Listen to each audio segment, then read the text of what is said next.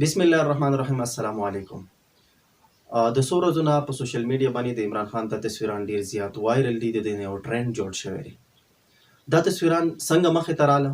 حکومت د دې خلاف ډیر زیات یو غټ اکشن واغستو چې آی د دې موږ تحقیقات کوو دا چا ایستلي دي، دا څنګه وایرل شو. او په سپریم کورټ کې د پاکستان چې کوم اوچت عدالت دی په سپریم کورټ کې په موبایل فون باندې پابندي هم ولګېده. په دې ویډیو کې موږ خبرې کوو چې په عمران خان باندې دا پابندي څنګه ولګېده، د کوم وخت نه لګېدلې ده، او آیا صرف په عمران خان باندې داسې پابندي ده که مخکې هم په چا باندې داسې پابندي لګېدله. په دې ویډیو کې موږ د دې په باره کې خبرې کوو. عمران خان باندې دا پابندي څنګه ولګېده؟ تحریک انصاف یو رهنما دی شهباز ګیل، کله چې په ده باندې تشدد وشو نو عمران خان په اسلام آباد جلسه کې د دې خلاف یو ډیر زیات سټینډ واغستو او دا یې وویله چې زه به د دې خلاف راوځم، زه به کیس کوم. نو په پاکستان کې یو اداره ده چې هغې ته فیمرا وایي. فیمرا مطلب دی پاکستان الکترونیک میډیا ریګولیټري اتھارټي. د دې کار سره دا د 2002 آرډیننس فیمرا آرډیننس 2002 مطابق دا اداره جوړه شوې ده او د دې کار دی چې پاکستان کې څومره الکترونیک میډیا دي. ګوره میډیا په یو څو قسمه ده، یو پرنټ میډیا ده، بل الکترونیک میډیا ده او بل سوشل میډیا ده. پرنټ میډیا چې څومره اخبارونه دي، رسالې دي، دا موږ سره پرنټ میډیا ده.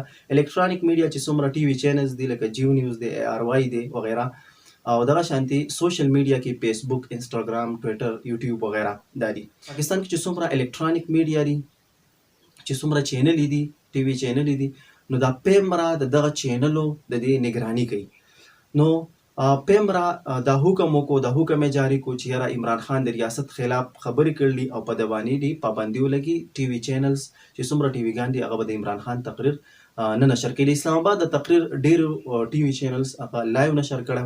نو په عمران خان باندې دا پابندي ولګېده او پیمرا دا وویله چې د عمران خان دا تقریر د آئین آرټیکل 19 خلاف دی. پیمرا دا وویل چې عمران خان په دې تقریر کې د اسلام آباد دارالحکومت پولیس او دغه شانتي خاتون مجسټریټ د هغې خلاف خبرې. آیا د دې نه مخکې په چا باندې دا پابندي لګېدلې ده؟ په پاکستان کې شپږ داسې سیاستدانان دي چې په هغې باندې دا پابندي لګېدله چې په هغې کې نواز شریف، آصف علي زرداري، مولانا فضل الرحمن، مریم نواز، د ایم کیو ایم مشر الطاف حسین، په دیو باندې دا پابندي مخکې لګېدلې ده چې د دیو تقریرونه، د دیو ویډیوز هغه باندې په الکترونیک میډیا باندې پابندي وه چې دا به نه نشر کوي. د عمران خان چې کله حکومت په 2020 کې په نواز شریف باندې هم دا قسمه پابندي لګېدل وه چې نواز شریف به د نواز شریف تقریرونه به نه نشر کیږي. مخکې په 2016 کې چې کله د نواز شریف دوري حکومت نو د ایم کیو ایم مشر، پاکستان متحده قومي موومنټ مشر الطاف حسین باندې هم پابندي لګېدل وه. پیمرا په پابندي لګول وه چې د دې تقریرونه باندې نشر کیږي.